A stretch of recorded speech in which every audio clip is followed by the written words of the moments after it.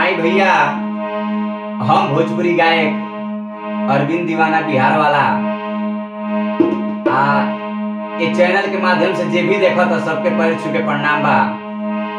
और हमारा साथ में आज बहुत खुशी के बात बा कि हमार पूरा टीम के साथ आज हम बैठल बानी, हारमोनिया पर कुछ प्रयास करते हैं, सीखत नहीं जा।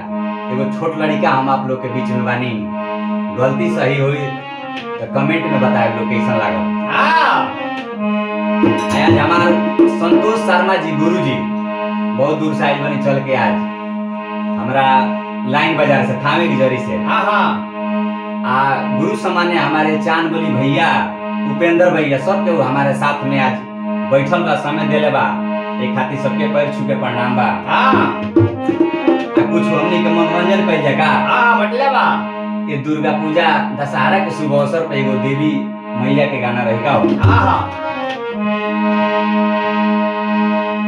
हे माई लाल चुनर बीचे निखरेला चेहरा, पूजा होला सुखावा तुम्हारा।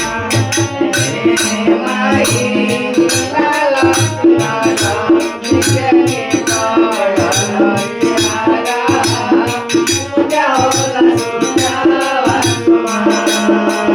हे माई लाल चुनर बीचे निखरेला चेहरा, पूजा होला सुखावा तुम्हारा। हे माई लाल चुनर बीचे निखरेला चेहरा, पूजा होला सुखावा तुम्हारा।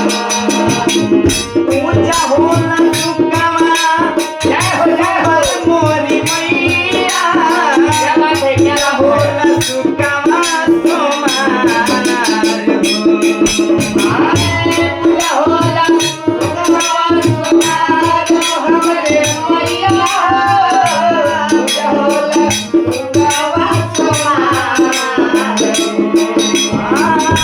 पूजा होला सुखावा, जय हो तुम्हारे मोरी मैया, पूजा होला सुखावा तुम्हारे हो।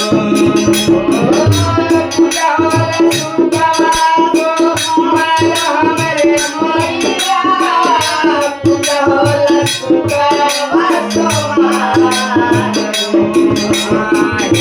हे माई लाल चुनर करेला चेहरा, पूजा होला सुखावा तुम्हारा।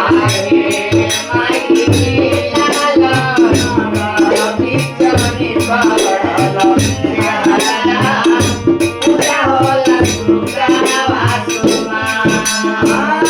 कमरू से चलल मैया में आइलू, रहसु बाबा के दरबार हो।